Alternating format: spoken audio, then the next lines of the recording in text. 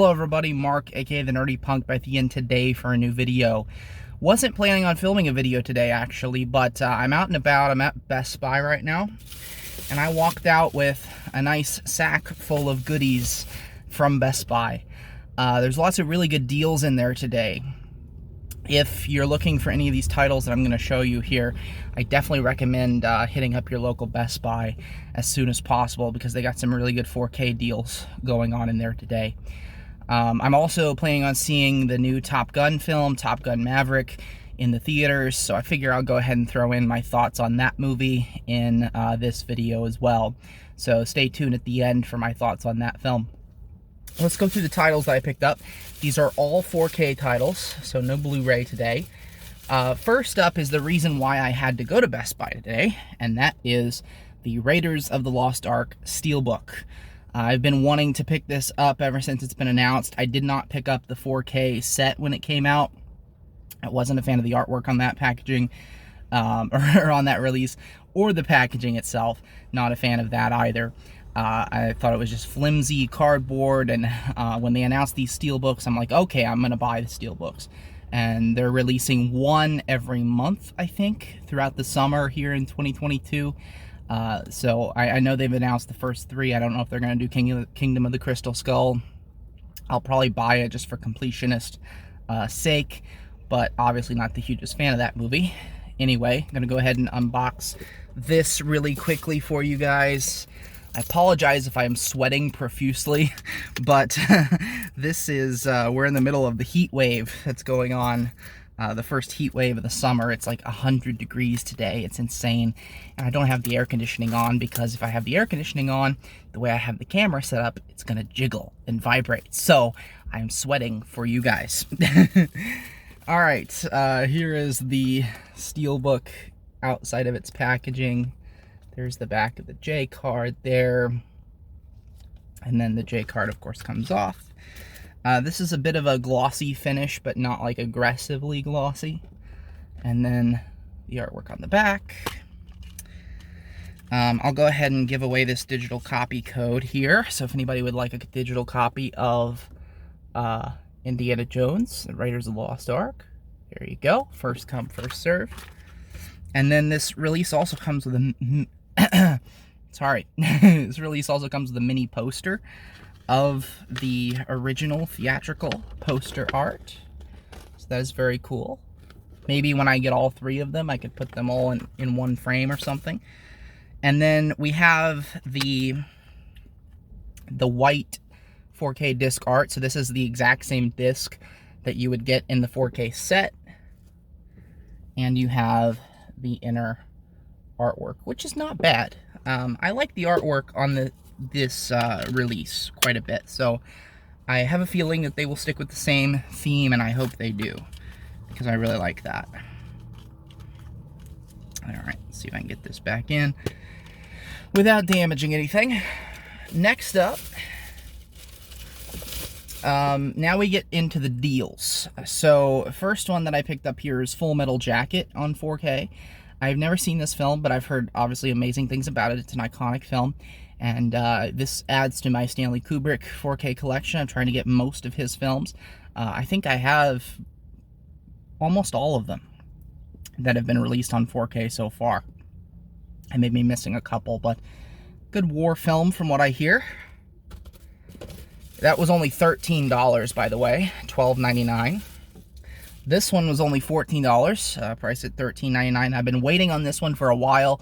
I'm not the biggest fan of this movie, but it's been put on sale several times, and I finally have been able to pick it up for a decent price, and with a slipcover. I really wanted the 4K slipcover, and that is Halloween Kills.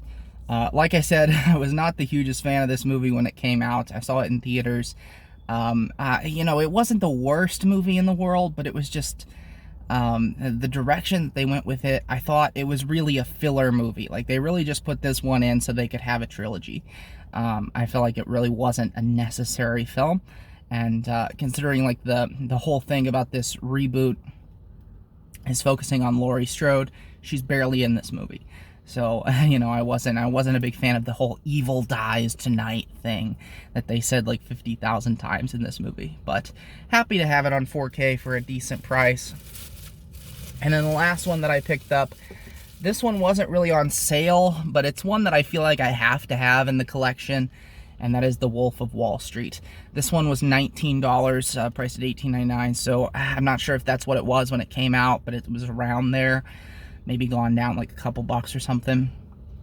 But this is one of my top 5 movies of all time. It's my favorite Martin Scorsese movie, probably my favorite DiCaprio performance as well.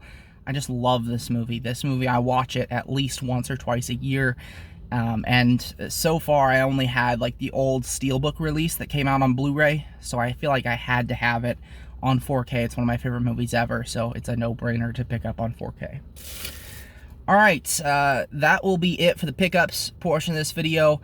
I'm going to go ahead and head over to the movie theater, and I will give you guys my thoughts on Top Gun Maverick. A few moments later. Okay guys, just left the theater from seeing Top Gun Maverick, and real quick, no, your eyes are not deceiving you. I got a mid-video haircut. Wanted to kind of throw you for a loop there. No, my hair was getting crazy, out of control, and with the heat wave, I think that was kind of the last dying breath of my long hair. Much cooler now, yeah, considerably, I guess. Anyway, my thoughts on the movie, I really enjoyed it. I had a really great time with it, and I didn't quite expect to enjoy it as much as I did. I never watched the original Top Gun back in the day, so I was never really a big fan of this, like, series, and it just didn't appeal to me all that much. But I gotta say, I had a really good time watching this movie. There's a lot of visual, like, effects and just major accomplishments in the stunt department that I thought were just kind of jaw-dropping, and it was really fun to experience in the theater, watching a lot of these stunts with the planes and everything, and I thought that was great. I have tremendous amount of respect for Tom Cruise as an actor. I mean, the man is almost 60 years old, and he's still out here doing action movies. He does a lot of his own stunts. I think that's incredibly impressive. I really liked the performances. I liked the direction. There were a lot of stunning shots. This thing is going to look really good in 4K, so I can't wait to pick it up when it comes out later this summer in 4K. My only kind of complaints with it was definitely formulaic. It was predictable. It's not jaw-dropping or groundbreaking anyway in the story department. And it doesn't have to be, right? This is a summer blockbuster. This is something that's going to get people out to the theater, and you know, people are going to enjoy it and, you know, not have to think too much about it.